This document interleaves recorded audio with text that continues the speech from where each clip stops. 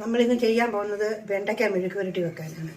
1/2 kilo വെണ്ടയ്ക്ക ചെറുതായിട്ട് കീറി, അതിന് ചേരുന്ന പച്ചമുളക് 5 എണ്ണം, അതും ചെറുതായിട്ട് കീറുക.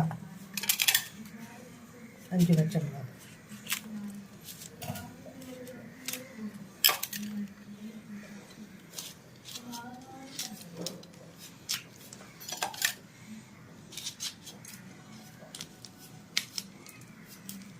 അഞ്ച് പച്ചമുളക് നടുവേ കീറി, പൊളന്ന് കീറി.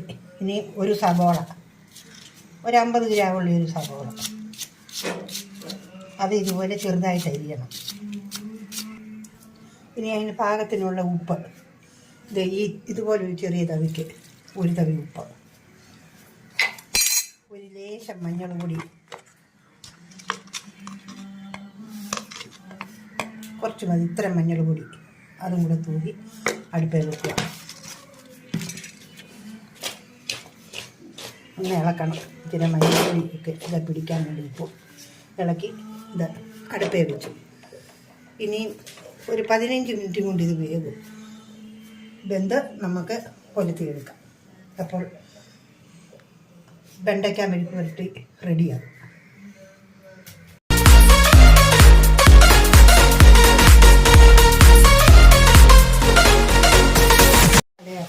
അടി പിടിക്കാതിരിക്കാൻ ഒരു സ്പൂൺ വെളിച്ചെണ്ണ അതിനകത്തേക്ക് ഒഴിക്കുക.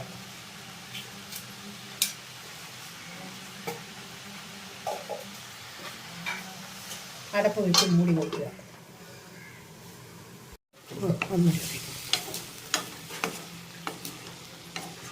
വേവായി.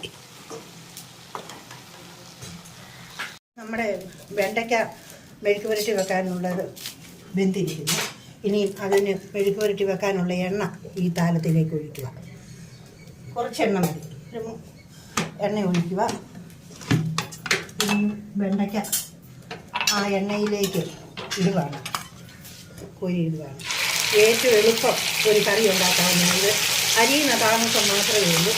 ബാക്കി കാര്യങ്ങളെല്ലാം വേഗം ഇത് ഇങ്ങനെ മെഴുക്ക് പുരട്ടിയാക്കി ഒഴുക്കിയെടുക്കുകയും ചെയ്യുന്നതിന് ആകെ പാട് 15 മിനിറ്റ് മതി. എളുപ്പത്തിൽ പാചകം ചെയ്യാവുന്ന ഒരു കറി.